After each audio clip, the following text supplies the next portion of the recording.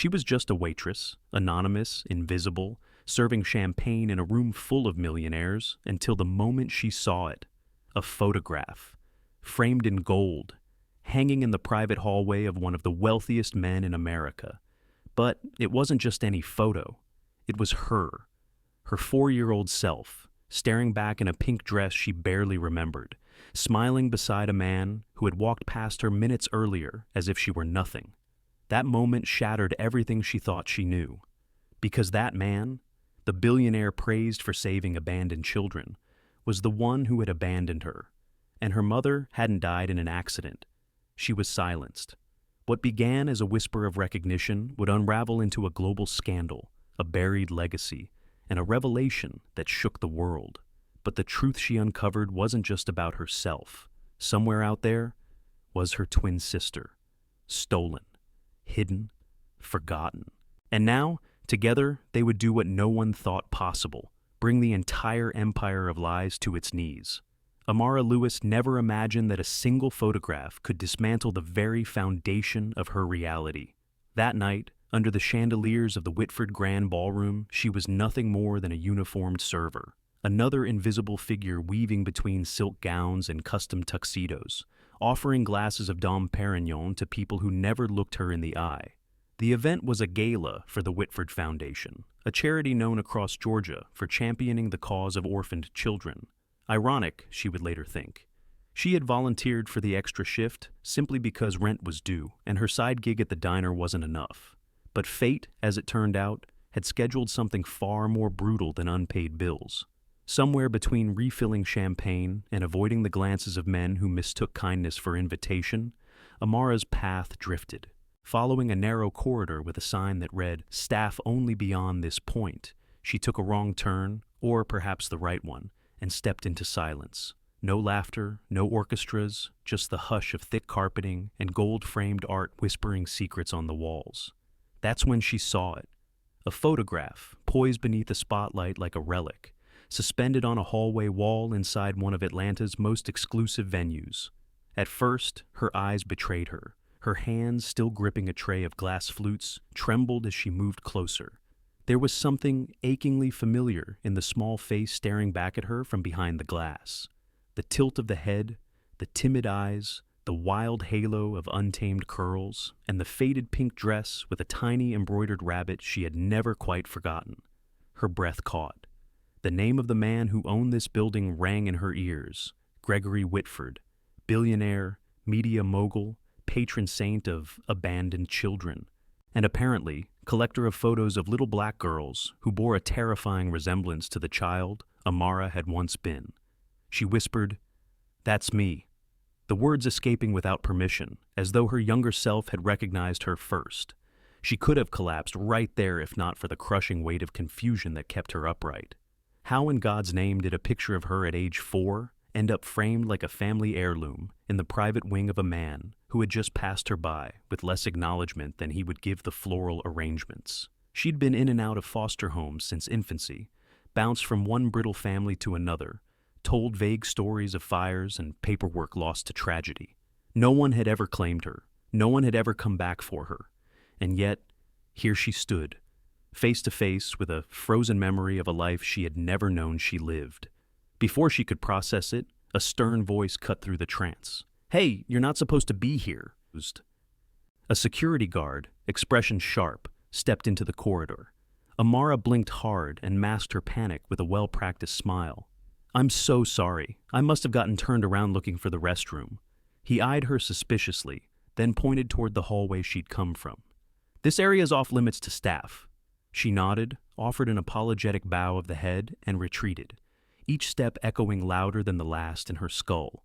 Back in the ballroom, she floated through the crowd like a ghost, eyes locked on Gregory Whitford across the room, smiling under stage lights as he spoke about giving children second chances. The audience clapped. She didn't, because now she knew the truth. Somewhere in this glittering illusion, she had found the first thread of a lie spun 2 decades ago, and tonight it had finally begun to unravel.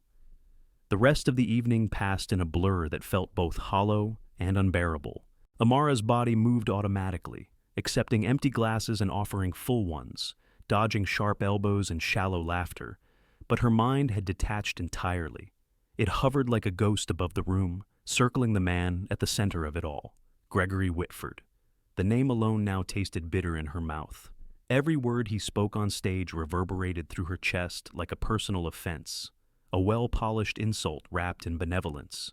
He was elegant in his tailored navy tuxedo, silver cufflinks glinting under the chandeliers, his voice smooth as bourbon as he described the heart-wrenching statistics of child abandonment and foster care, weaving stories about how personal tragedy had inspired him to give back. And the room adored him for it. They hung on his every word, applauded every dramatic pause, donated tens of thousands with a smile, their eyes misty with admiration. But for Amara, every gesture, every anecdote, every forced tear was a dagger. Because now she had seen behind the curtain. She had seen the photograph. She had felt the pulse of a truth that had lain dormant inside her since she was 4 years old, a truth that throbbed now with urgency and fury. She watched his expressions carefully, studying each calculated smile, each flicker of rehearsed sadness that briefly crossed his brow whenever he mentioned his so-called loss. He was good.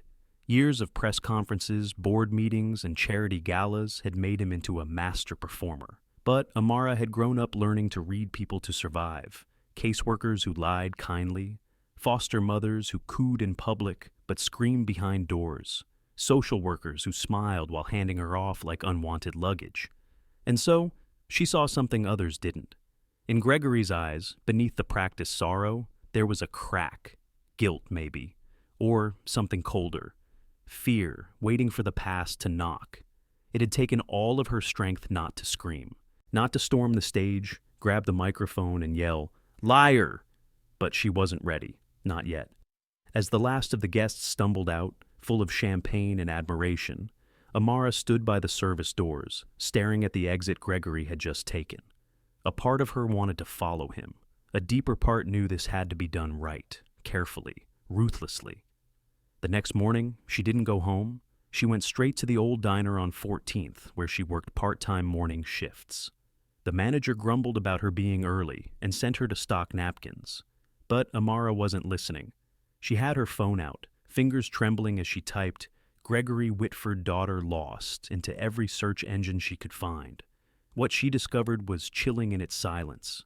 There were dozens of articles about Gregory's philanthropy, awards, honors, speeches, but almost nothing personal. One article from nearly 20 years ago mentioned a wife, Celeste Whitford, who had tragically died in a car accident.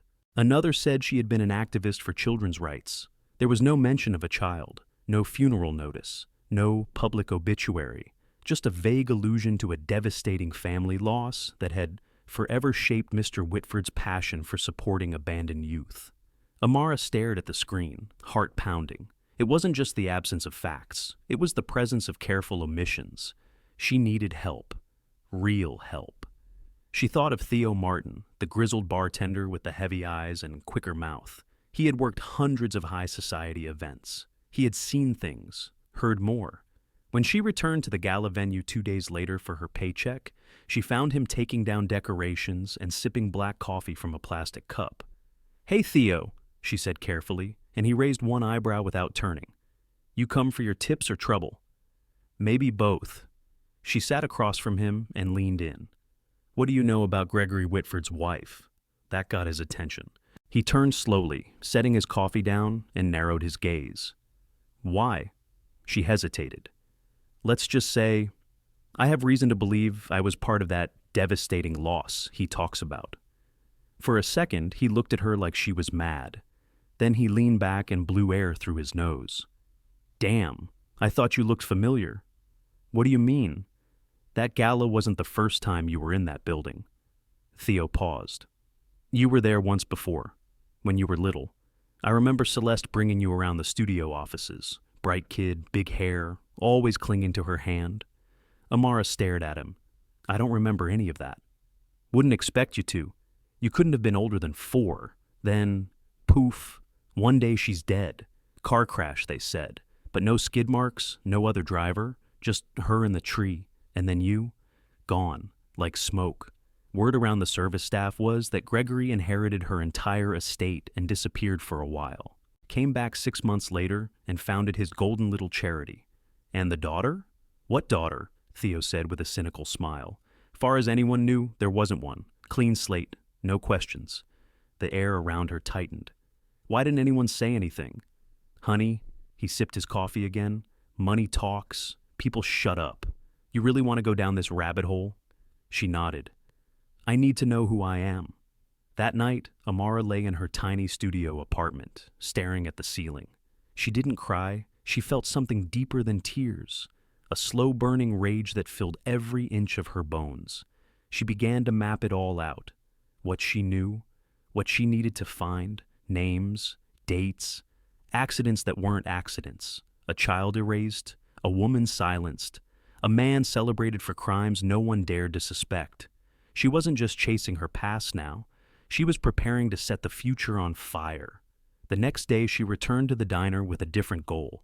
There was a woman who came in every Wednesday, older, sharply dressed, always sat at the window with a notebook, and ordered a double espresso with extra foam. Her name was Elena Chavez, and she had once been one of the city's most respected private investigators before retirement.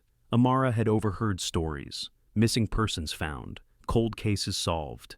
She waited until Elena sat down and brought her the coffee.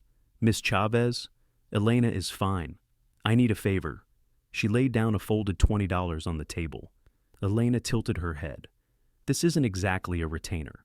No, but it's all I have until payday, and I'll work for free. Clean, organize, whatever you need. I just need someone to help me prove I'm not crazy. Elena studied her, then gestured to the seat across. Tell me everything. And so Amara did. From the photo to the articles to Theo's stories.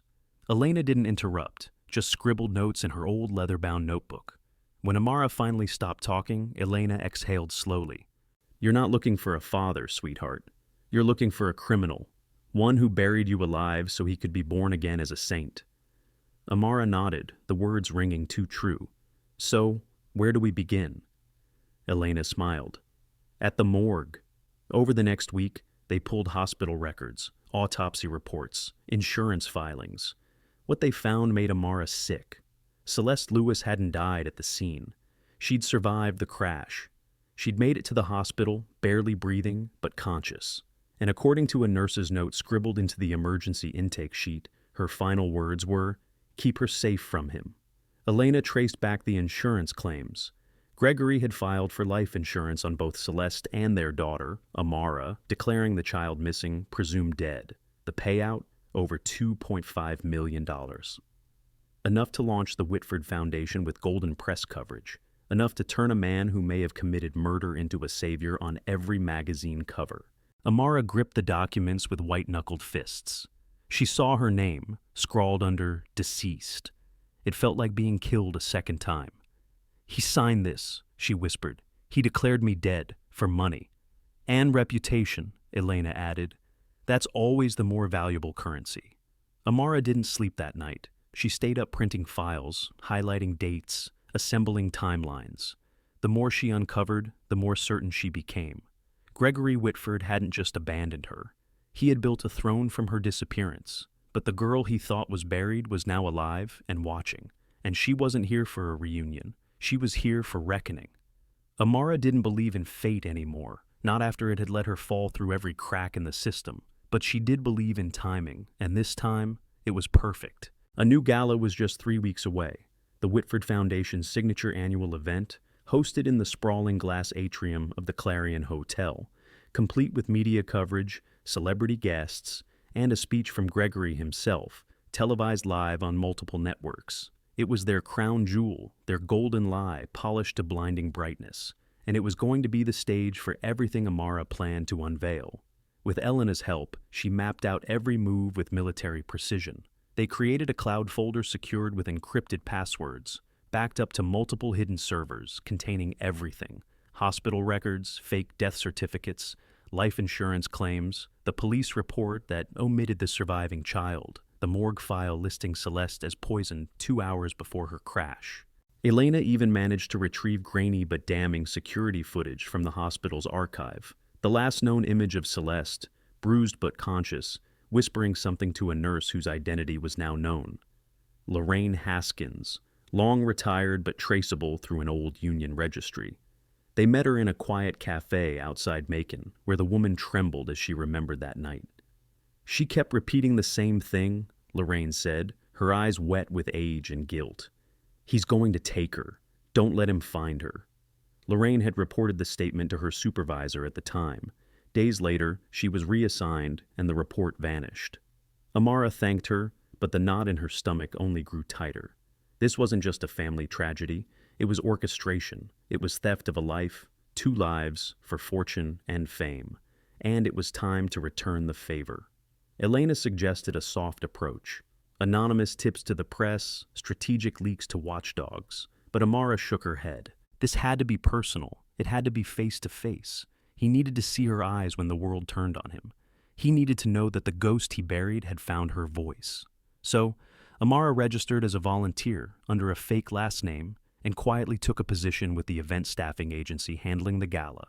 It wasn't hard. She knew how to blend in. She knew how to smile without showing teeth. She knew how to carry silver trays and wear black without being seen. It had been her life. Now, it would be her weapon. Meanwhile, Elena worked behind the scenes. She reached out to 4 major journalists with proven records in corruption exposure and sent them packets of curated evidence, all scheduled to hit inboxes the night of the event, just after Amara would take the stage. As the date drew near, Amara's mind began to split in 2. One part immersed in the quiet rhythm of execution, ironing her uniform, checking audio systems, walking the ballroom routes by memory, and the other replaying every moment of her stolen childhood. The birthdays she never had, the beds she never called her own, the photo she had once seen of Celeste at a protest, holding a sign that read, "Every child deserves a voice." That voice would now speak through her. The morning of the gala, Amara stood in front of her mirror in silence. She wore the standard black service dress, hair pulled back in a modest bun, makeup light but precise. In her hand, she clutched a USB drive, the final weapon. On it, a digitized version of the photograph she had seen hanging in Whitford's private corridor, alongside a scan of the handwritten note on the back. "To the best dad in the world, I love you, Amara." Elena had retrieved the original during a fake plumbing inspection she arranged through a bribed facilities manager at the mansion. Whitford never noticed it missing. That detail would matter. It was no longer just her memory, it was proof. By 7 p.m., the venue was glowing with crystal lights and $500 floral centerpieces. Amara moved like vapor through the crowd, carrying champagne and smiles, eyes scanning every movement. Gregory arrived in a silver-tailored suit, kissed cheeks, shook hands, posed for cameras. He stood tall, proud, untouchable.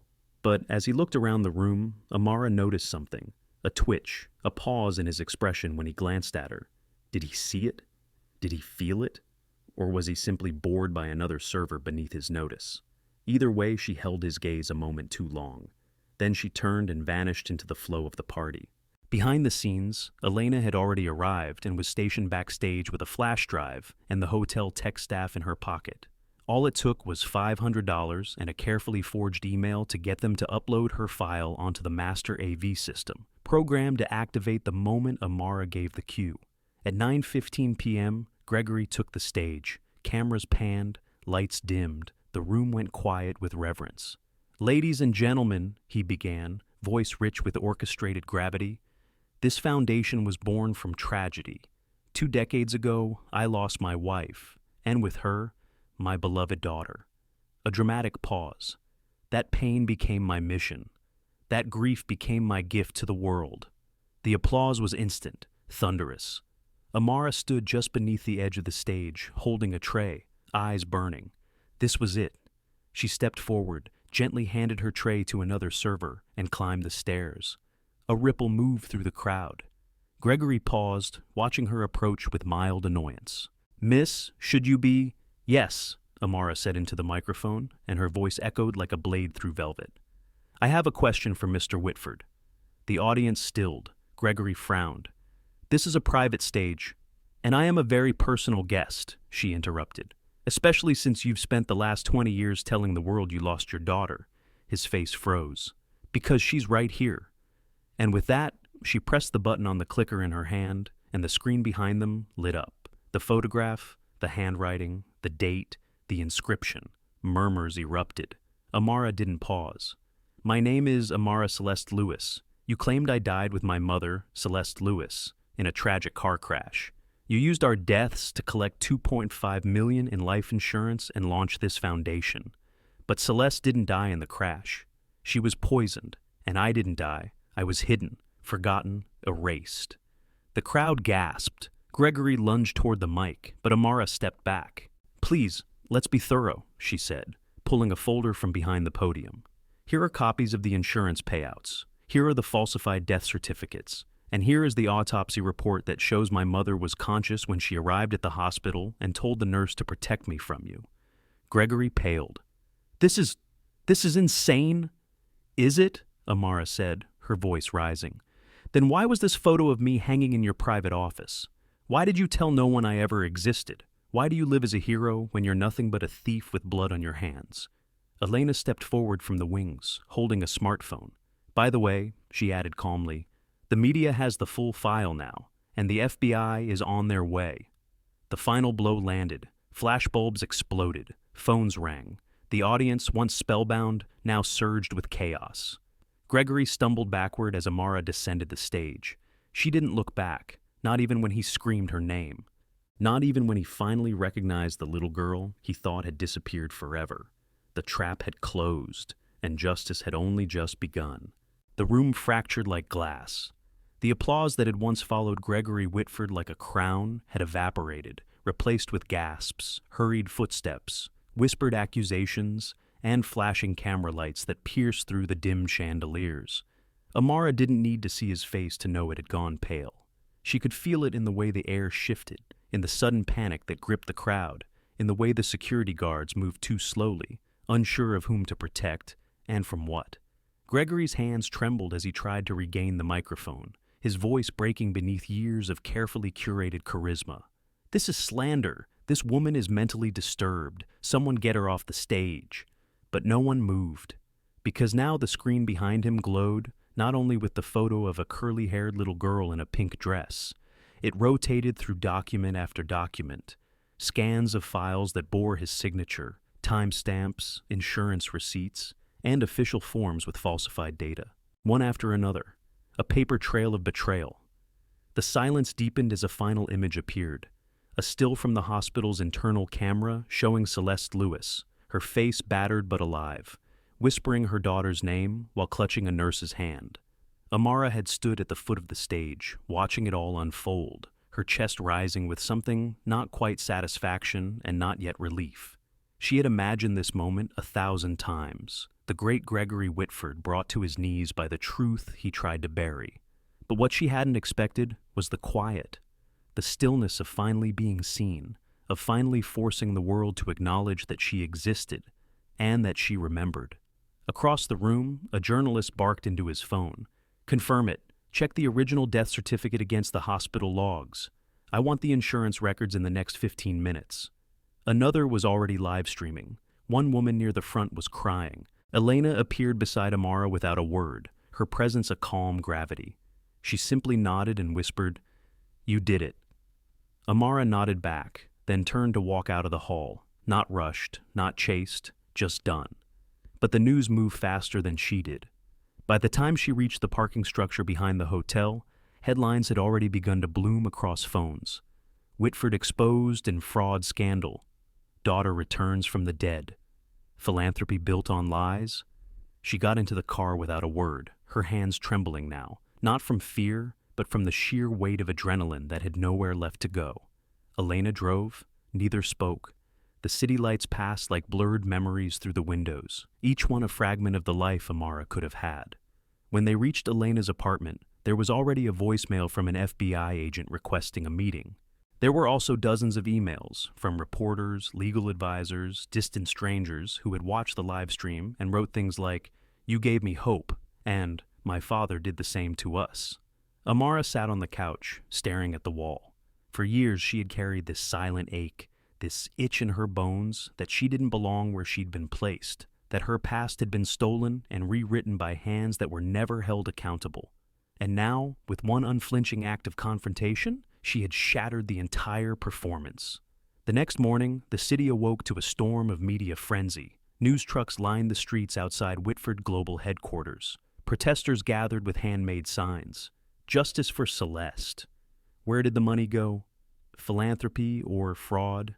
Gregory had gone into hiding. His legal team released a statement claiming the allegations were outrageous fabrications driven by a delusional imposter.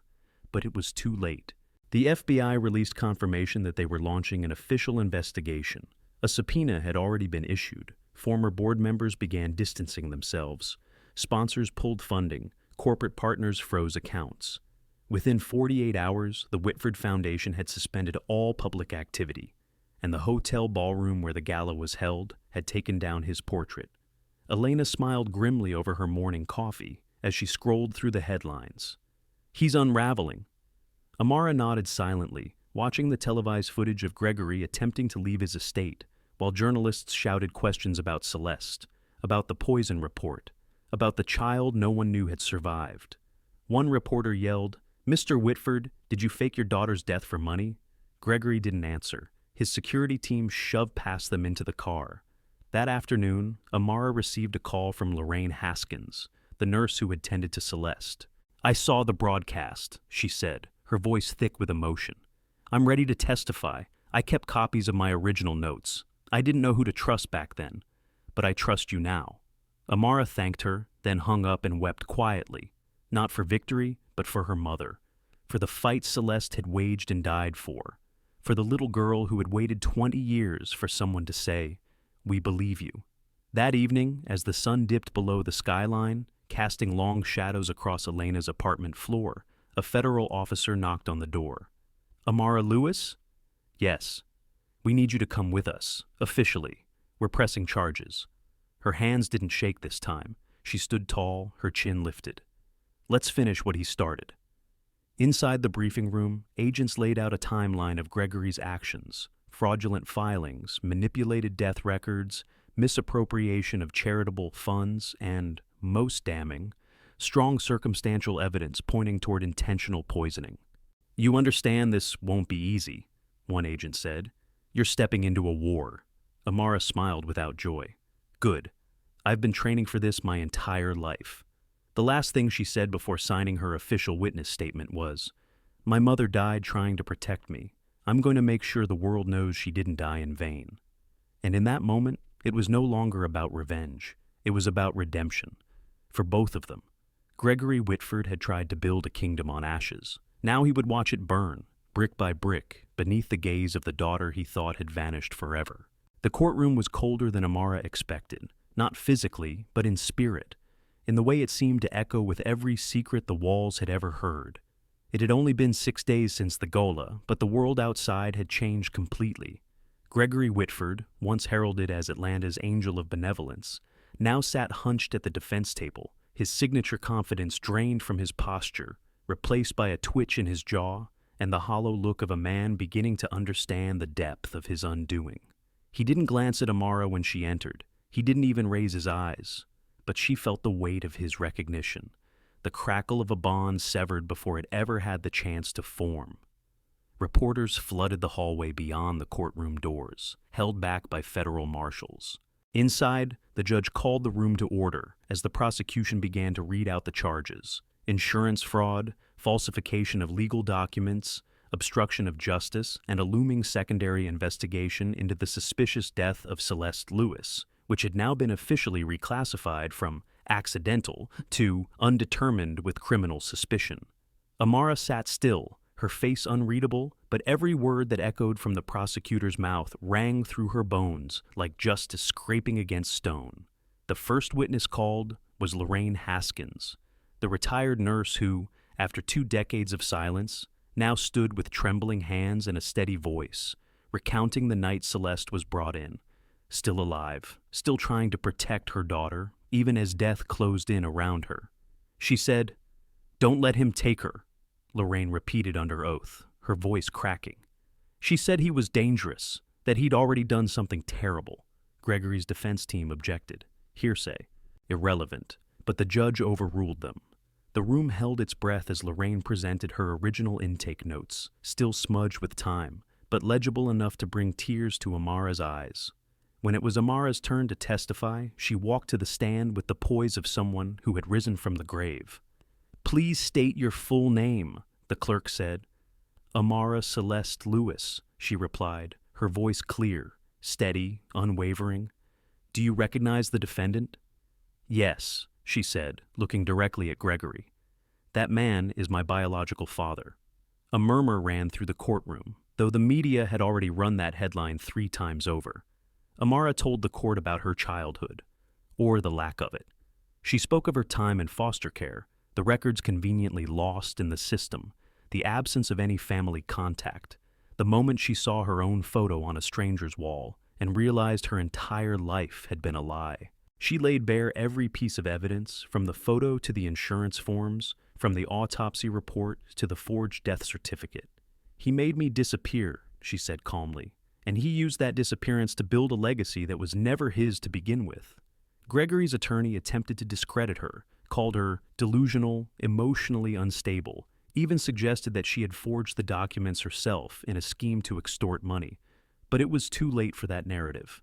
Elena had already provided sworn affidavits, email records, and even audio from a private investigator Celeste had hired before her death, who had vanished shortly after her fatal accident. As each day of the hearing passed, more evidence surfaced. Gregory's financial records revealed discrepancies in the foundation's spending. Less than 15% of its reported donations had ever reached its intended recipients. The rest had been funneled into shell accounts, luxury real estate, offshore investments, and lifestyle perks that screamed guilt in every decimal. The prosecution didn't just build a case. They painted a portrait of a man who had sold his soul for applause, who had turned tragedy into business, who had taken a woman's love and child and buried them both under marble plaques and smiling lies. By the end of the 3rd day, Gregory Whitford's face had changed. The arrogance had slipped away, replaced by a quiet, desperate panic. He no longer whispered to his attorneys. He sat motionless, his eyes fixed on nothing, as if he were trying to reverse time with silence. On the 4th morning, federal agents raided the Whitford Foundation's offices and found shredded files hidden in a locked cabinet, but they weren't shredded well enough. Among the recovered documents were internal memos discussing how to handle the Lewis situation, with one particularly damning sentence: "If anyone ever connects the girl to Celeste, shut it down." That evening, Amara returned to her small apartment alone. She didn't turn on the lights. She simply stood by the window, staring at the city skyline, letting the chaos below fade into background noise.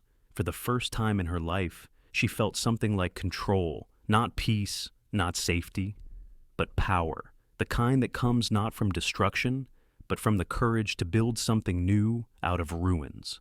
The trial was far from over, but the damage had already been done. Sponsors had pulled out of Gregory's companies. His honorary degrees had been rescinded. His nameplate had been removed from the university's library wing. Even his country club had quietly cut ties. But more than that, people had begun to remember Celeste, not as the tragic wife of a grieving man, but as the fierce advocate who had tried to expose a system, who had died with the truth on her lips, who had raised a daughter strong enough to finish what she started. Amara wasn't done, not by a long shot. She met with government officials, pitched a new nonprofit to replace the hollow shell Gregory had created, one that would actually fund foster education, reunite separated families, and investigate corrupt adoption practices. "We're going to name it after her," she told the mayor during a televised interview. "The Celeste Lewis Foundation, because the world forgot her, and I won't let that happen again." As the broadcast ended, Amara felt the phone in her pocket buzz. Another message, another child writing to say thank you, another former foster youth sharing their story. Her story had become something bigger than revenge. It had become a reckoning, and it had only just begun. Time in the courtroom shifted into something elastic. Days felt like years, and yet weeks passed in a blur of witness testimony, document reviews, and rising public outcry. Outside the courthouse, crowds had begun to gather daily, some holding signs bearing Celeste's name, others waving photos of children failed by the very systems Gregory had exploited. Inside, Amara remained a pillar of unshakable presence, her calm demeanor a sharp contrast to the chaos unfolding around her. Her public transformation had been both rapid and radical. No longer the invisible server in a black apron, she had become a symbol, a voice for every child who had been silenced, every mother erased, every truth buried beneath money and status. The media called her the daughter who returned, but Amara didn't care for titles. All she wanted was the truth, dragged screaming into the light, and the truth kept surfacing. A forensic accountant brought in by federal prosecutors revealed that Gregory's foundation had spent more on private jets than on scholarships in the last 10 years. Another witness, a former board member who had resigned quietly years ago, testified that he had raised questions about missing funds and was told, point blank, "Let the past stay dead." The phrase echoed through the courtroom like a confession. Still, Gregory remained silent. His attorneys tried to spin every revelation as misunderstanding, every document as misfiled, every witness as bitter or confused. But their defense was crumbling. Elena, ever the tactician, continued working behind the scenes, coordinating with investigators to uncover a final layer of Gregory's crimes, his ties to 3 private adoption agencies that had mysteriously closed after Celeste's death. The agencies had no digital archives, but Elena tracked down a former clerk who had kept physical records for tax purposes.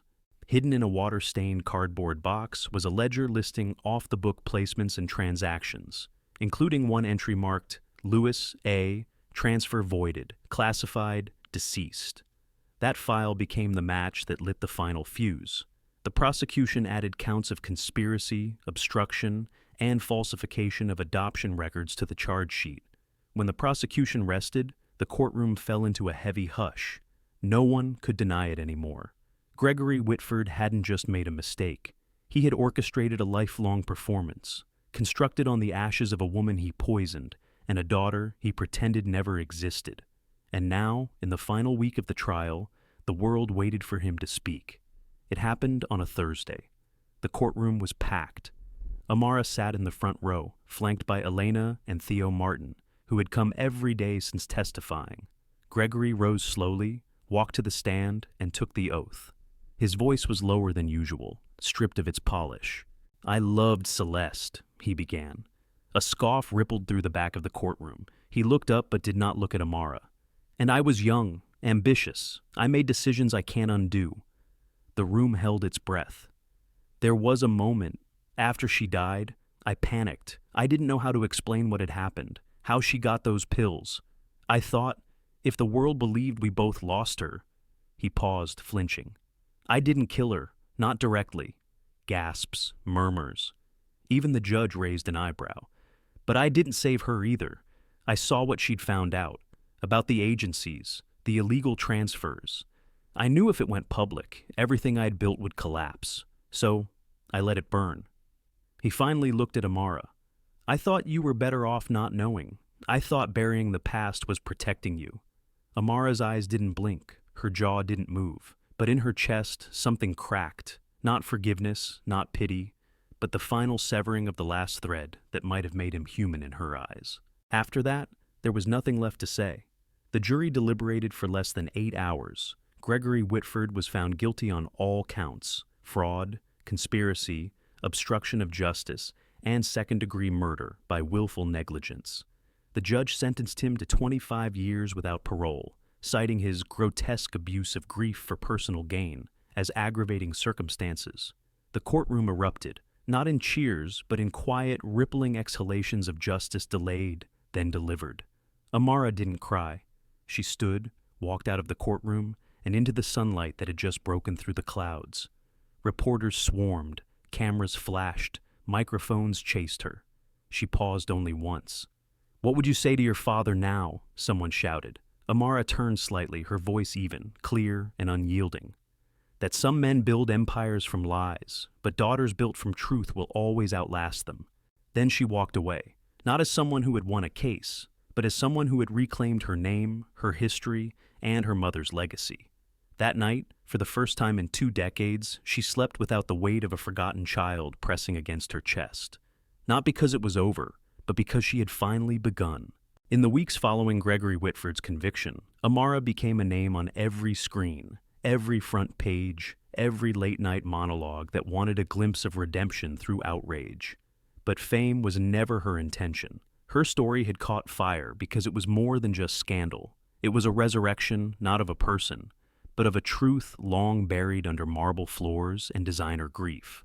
The calls came in by the hundreds, survivors of the foster system, whistleblowers who had once tried to challenge corrupt foundations, families torn apart by unjust adoptions. One woman wrote, "You didn't just reclaim your life, you gave voice to the life my daughter never got to live." Amara read every letter, every message, every plea. But she responded to few, not out of arrogance, but because she was building something bigger than apologies. She was building justice. The Celeste Lewis Foundation was launched less than a month after the trial ended. It wasn't built in a boardroom or funded by billionaires seeking tax shelters. It rose from donated coffee shop tables, hand-stitched networks, and the sweat of those who believe systems should serve the people, not erase them. Elena became the foundation's legal director. Theo Martin, the head of outreach and survivor services, and Angela Lewis, the aunt Amara never knew she had, joined as the family liaison officer. The mission was simple, yet radical. Investigate, expose, and dismantle systems of legal child trafficking disguised as adoption, while creating real support structures for foster youth aging out with nowhere to go. The Foundation's first act was a full audit of every agency previously partnered with the Whitford Foundation. Within 6 weeks, 12 were shut down, 5 executives indicted, and a total of 62 missing child cases reopened. Amara didn't lead from behind a desk. She was there in the meetings, in the field, in the courtroom benches beside children who had never had an advocate. Her voice had become synonymous with truth, spoken calmly in the face of wealth and fear. She testified before Congress, calling for the regulation of private adoption intermediaries. She met with governors. She delivered a speech at the UN on behalf of silenced youth that drew a standing ovation. Yet, for all the accolades, the moment that mattered most to her came not on a global stage, but in a small ribbon-cutting ceremony in Atlanta's West Side, the opening of the first Celeste Lewis shelter, built in what used to be an abandoned private school Gregory once purchased for tax breaks. Amara stood under the sun, wearing a modest blazer, flanked by community leaders and children who would now sleep safely. She didn't give a long speech. She simply looked at the new brass plaque on the front of the building and whispered, "We're home, Mama." Angela squeezed her hand. The camera flashes captured their embrace, but they couldn't capture what it meant to rewrite a story, once told in tragedy, with a final, deliberate stroke of healing. News outlets ran headlines like, "From Orphan to Architect of Reform," and "The Daughter Who Rebuilt What Her Father Destroyed." Still, Amara stayed grounded. Every time she passed the mirror, she didn't see a leader. She saw the girl in the pink dress, looking out from a hallway she never should have walked alone, waiting for someone to come back for her. That girl had grown teeth now, not to bite, but to speak, not to harm, but to defend. In one particularly poignant moment during a CNN town hall, a foster child named Braylon stood up and asked, "Do you ever wish you could go back and just be a normal kid?" Amara's eyes softened. "There's no such thing as a normal kid, sweetheart," she said. "But I do wish I could go back, not to erase the pain, but to tell that little girl she would survive it. That everything they tried to bury her with would one day become the roots of something unshakable." The applause was thunderous, but it wasn't just for the words. It was for the truth that everyone in that room felt but rarely saw given shape. That surviving was powerful, but using your survival to protect others was legacy. Back at the Foundation headquarters, a modest brownstone renovated with volunteer labor, photos of Celeste now line the main hall, her at protests, with children, giving speeches. One showed her holding a sign that read, "We are not broken, we are stolen." Beneath it hung a frame with Amara's quote etched in bronze, "The greatest revenge is not destruction. It is building what they said you could never create." Every day Amara walked past those walls and knew she was exactly where she was meant to be. Not because destiny had placed her there, but because she had clawed her way through lies and silence to arrive. And now, for the first time, she wasn't just surviving, she was leading, living, loving, becoming the storm her father never saw coming. Amara had believed the worst was behind her, that after public justice was served and the Foundation's work had begun, the shadows would recede and the silence would finally still. But trauma doesn't follow court verdicts. It lingers in forgotten corners, dormant until disturbed. And one morning, just as the Celeste Lewis Foundation celebrated its 100th successful foster family reunification, a package arrived. No return address, no markings beyond a single word, handwritten across the manila envelope in ink so faded it looked like a whisper. Helena. At first, Amara froze. Not because she didn't recognize the name, she did immediately, but because it wasn't a name that belonged to her mother or anyone on record. It belonged to the private investigator her mother had hired 2 decades ago, the one who vanished just before Celeste's death. Elena opened it beside her, cautious, methodical. Inside were photocopies of a journal, each page dated, handwritten, dense with observations. Names, payments, orphan IDs, a map. But at the center of it all, Gregory's name, circled repeatedly. "These were written after your mother's death," Elena murmured, "which means Helena, if she's still alive, continued her investigation in secret." That changed everything. If Helena had faked her own disappearance to escape being silenced, then the network Celeste had uncovered could be even deeper than they had imagined. Amara stared at the final page, which read simply, "They use Celeste. They're still using others. Follow the money to New Haven." The next morning, Amara canceled her public appearances. She left a message for Angela and Theo, informing them of a temporary leave. Then she and Elena boarded a plane to Connecticut under aliases, the file locked in a briefcase between them. They arrived in New Haven and found the address listed in the journal, an abandoned juvenile facility, boarded shut and long forgotten.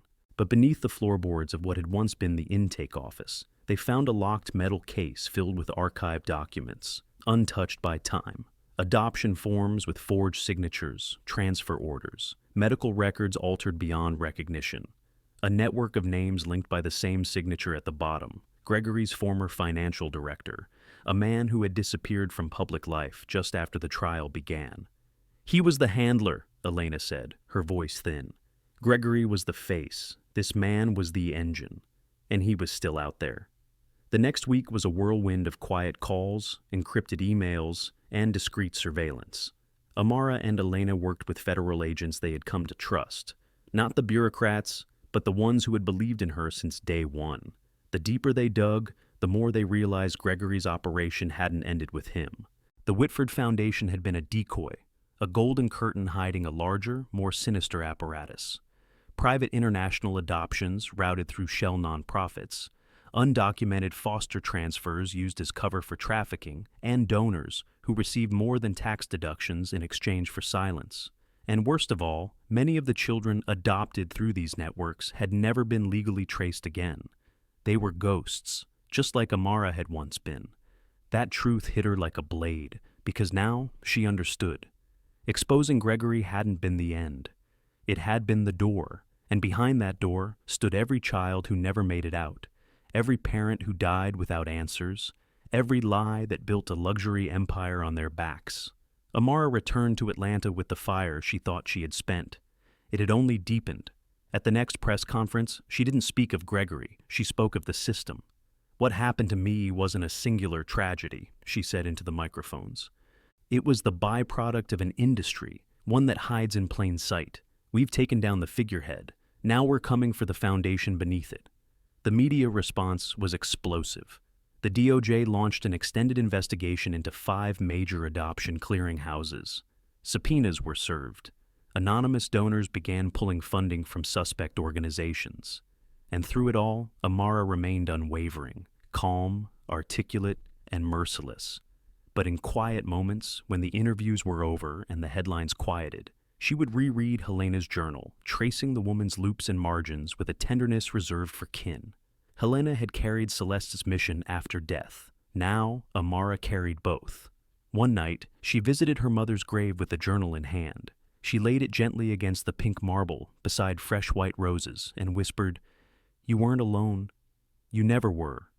And neither am I now." Behind her, a quiet wind stirred the trees, not haunting, not grieving, but alive. As if somewhere, somehow, Celeste and Helena were watching the girl they had once tried to save become the storm that would finish their fight. The call came just after midnight, encrypted, routed through a burner number, the voice on the other end low, gravelly, and shaken. "If you're really Celeste Lewis's daughter," the man said, "then you need to hear what I saw, because it didn't end with your mother. It didn't even begin with her." Amara sat up in bed, fully awake, the hairs on her arms rising as though the truth itself had entered the room. She recorded the number, called Elena, and within hours they were on a flight again, this time to a crumbling fishing town in coastal Maryland, where the man had agreed to meet them under one condition: no police, no press, and no names. They found him in a shuttered lighthouse-turned shed, tucked between rocky cliffs and an abandoned dockyard. His face was leathery with time, sunken with guilt, his eyes darting even in solitude. "I worked for them," he began, his hands twitching as he poured his own coffee. "Not the front end, not the fake orphanages or the charity auctions. I was logistics. I moved files, deleted records, handled sensitive transitions when paperwork got too messy." Elena's pen didn't stop moving. Amara didn't blink. "And Celeste?" she asked softly. He exhaled slowly, as if her name were laced with ash. "She came too close.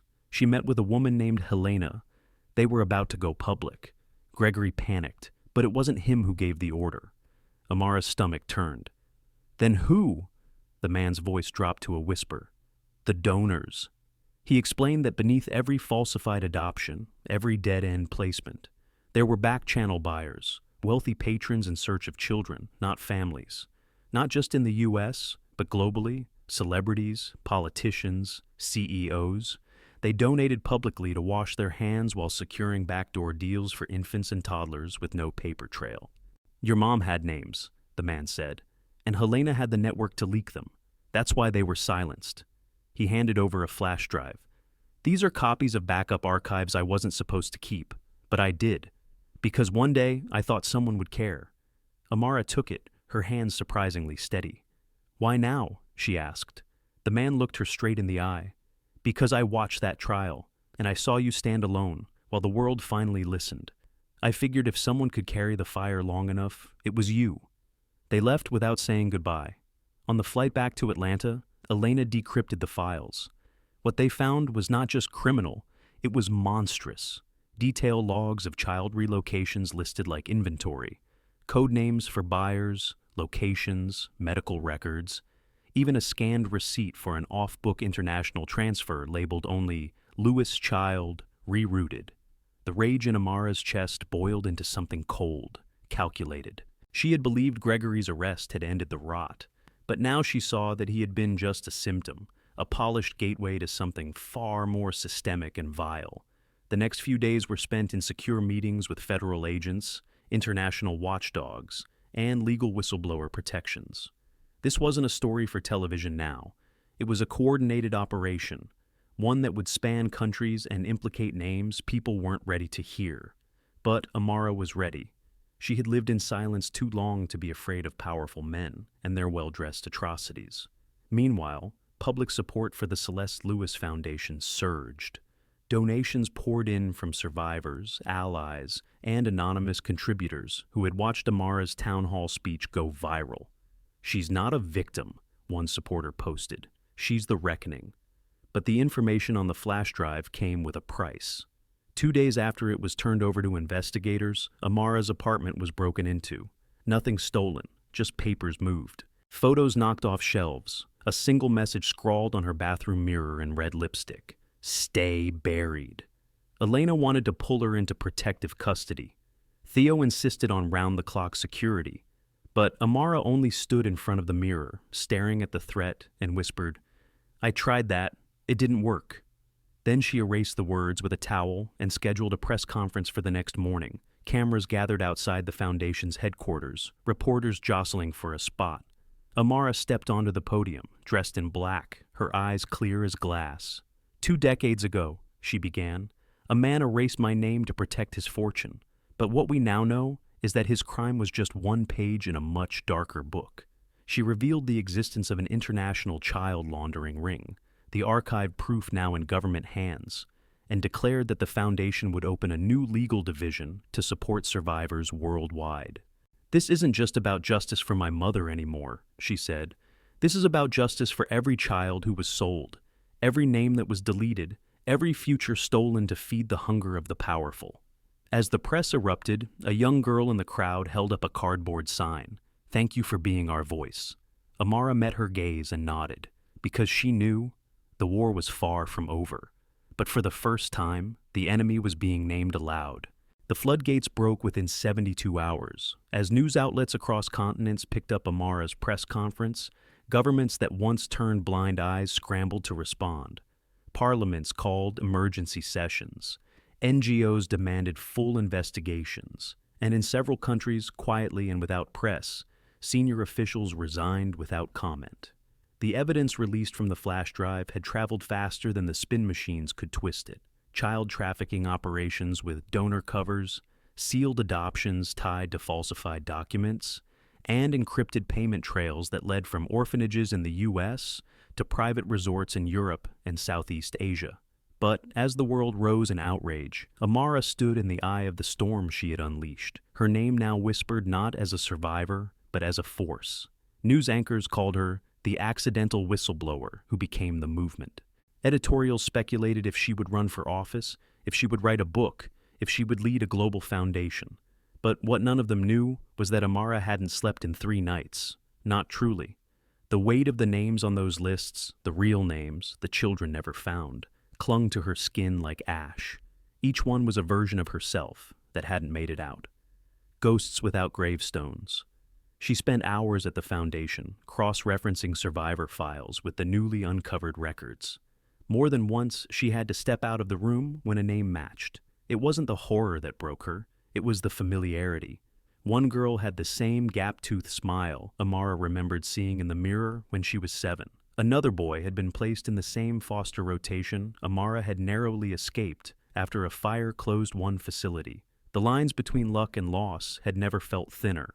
Elena kept pace beside her, taking on legal briefings and coordinating with international courts, but even she started to show signs of exhaustion.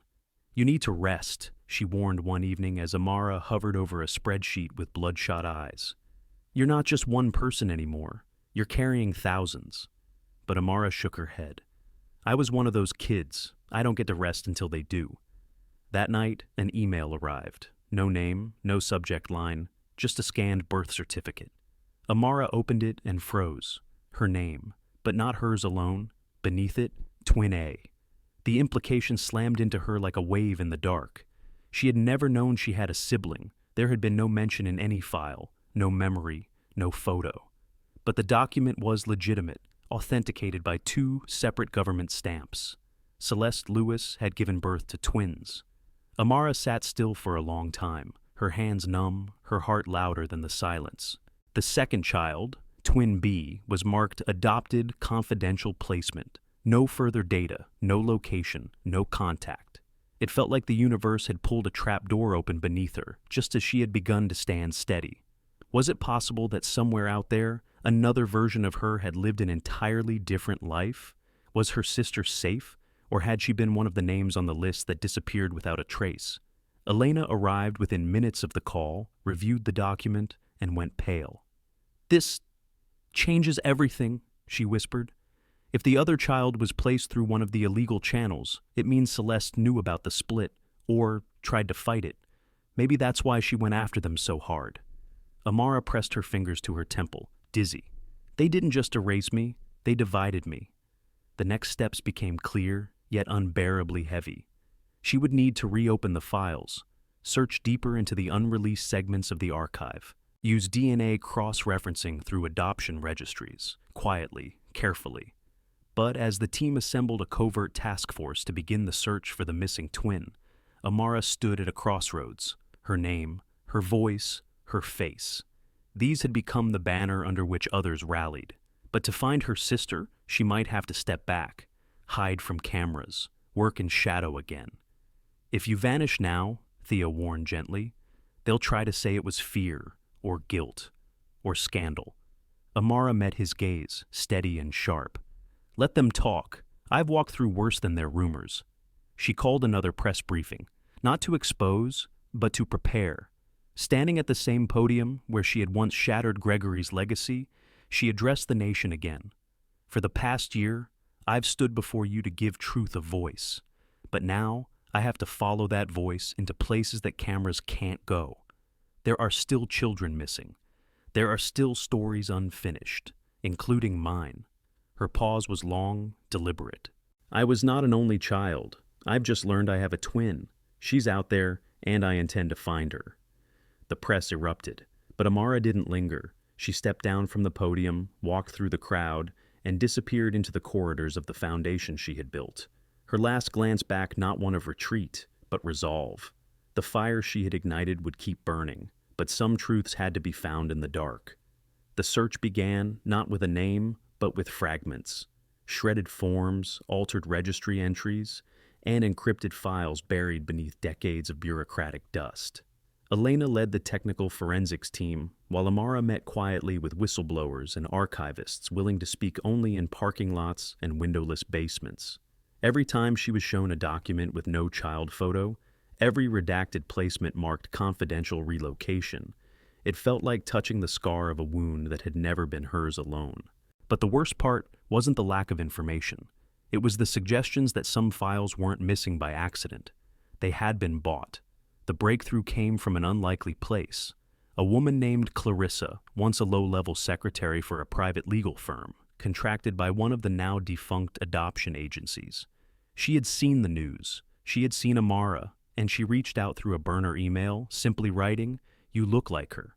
When they met in a motel room 3 hours outside Atlanta, Clarissa brought only one thing, a battered folder she had hidden for 20 years out of guilt. "They told me to destroy it," she said, her hands trembling, "but I couldn't, because she asked me not to." She placed the folder in Amara's lap. Inside was a single photo, 2 baby girls in hospital blankets, side by side, tiny fists raised, identical eyes open wide. On the back, Amara and Amina, day 1. The second name hit Amara like a breath she forgot she'd been holding for her entire life. Amina, my sister. My name divided. Alongside the photo was a notarized document. Amara Lewis, placed in confidential international adoption, rerouted to an unnamed family in South Africa after security concerns surrounding Celeste's investigation. No address, no last name. But one medical note stood out. A blood transfusion after a fever seizure at 6 months old. The hospital listed was in Cape Town. It was the first real lead, and within 48 hours, Amara and Elena were on a plane. No press, no entourage, just the weight of a truth about to be cracked open. Cape Town's public records office had burned down in 2009, but the hospital had backups, stored on tapes, old and faded. One technician, sympathetic to their story, let them into the archive. Hours passed, then a beep. A name, Amina Sifu. Born January 17th. Transferred March 22nd. Adopted by Sophia and Kofi Sefu. Amara stared at the record, her fingers trembling. Her sister had lived, not just survived, lived. The Sefu family had enrolled Amina in school under her new name, and she had earned scholarships.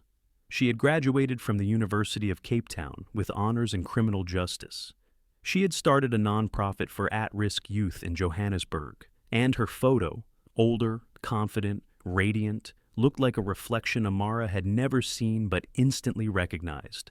Tears fell silently. "She's been fighting the same war," Amara whispered. "She just never knew who she was fighting for." The next day, they drove 10 hours inland to a community center where Amina was scheduled to speak. They waited in the back of the room, watching as she addressed a crowd of teenage girls with fire in her voice and power in her posture. When the speech ended, Amara walked forward, heart in her throat. Amina turned, their eyes met, and something unspoken passed between them. Recognition not by memory, but by soul. "You," Amina said, stepping closer, searching Amara's face as though reading a story she'd never been told. "I don't know how, but I know you." Amara nodded, voice tight. "You're my sister." Time froze. Then Amina exhaled sharply and dropped into Amara's arms, both of them shaking, overwhelmed by the knowledge that, for 25 years, they had lived parallel lives, separated by greed, stitched together by a grief neither of them could name until now. Later, in a quiet room above the center, Amara told her everything. About Celeste, about Gregory, about the photo, about the betrayal that had rewritten both their lives. Amina sat still, processing, then whispered, "I always felt like something was missing, like a voice I'd forgotten how to hear." And Amara, through tears, replied, "That was me. I was screaming your name for years in my dreams." The reunion made headlines without their permission. Someone leaked the photo, but this time Amara didn't run from the cameras. She held her sister's hand and faced them, not as a lone survivor, but as two voices restored, two lives once split, now speaking in unison. Together, they issued a joint statement. "We are not the exception. We are the evidence. There are more of us, and we will find them." What they didn't know then was that their presence together would reignite the final battle. Because while the world cheered, somewhere in silence, the last players behind the system Amara had cracked were watching and preparing to erase the sisters before they could unravel the rest. It began with a warning. Amina received an unmarked envelope at the Johannesburg Center 2 weeks after their reunion, containing only one photo. The two of them on the day they embraced for the first time, taken from a distance, through glass, time-stamped. On the back, a single-type sentence: "Sisters fall the same way mothers do." The message was clear. This wasn't over. Somewhere, the remnants of the old network were still watching, still afraid, still dangerous. Amara flew back immediately. Together, the sisters reviewed every file again, this time with deeper eyes, noticing patterns they'd missed before, particularly the repeat appearance of a name buried in agency transaction ledgers and charity board appointments: Miles Craven, a philanthropist, former UN advisor, and one-time associate of Gregory Whitford, a name hidden behind respectable causes and clean suits, yet tied directly to the South African rerouting that had split them as infants. Elena, now working through an Interpol liaison, found enough to open an official inquiry, but Craven had already gone underground. The world had begun to look at Amara and Amina like symbols, miracles even. But symbols don't bleed, and the sisters knew that if they didn't strike now, Craven would do more than vanish. He'd rebuild, and next time, in deeper shadows. So they planned a trap, legal, public, irreversible. Amina invited Craven's foundation to a youth summit in Nairobi, offering him a global rehabilitation platform after media pressure on his silence. To their calculated relief, he accepted. The arrogance of men who had never been held accountable would always be their undoing. At the summit, Amara and Amina took the stage not to speak, but to reveal. In front of live cameras, they aired new evidence: shell company links, survivor testimonies from Brazil and Uganda, and a concealed wire transfer from Craven's charity to an adoption intermediary labeled Expedited Private Transfer, Lewis. Craven tried to walk out. He didn't make it past the first row. Interpol officers arrested him on the spot, amid gasps, shouts, and a flurry of camera flashes capturing the last face in the machine Amara had dismantled with her mother's fire and her own voice. In the days that followed, governments across 4 continents reopened investigations into international adoption fraud. More arrests were made, more children were found. But what mattered most, more than the headlines, the medals, the policies, was that Amara and Amina stood together, whole for the first time in history. Not because the world gave them back their names, but because they had taken them back themselves.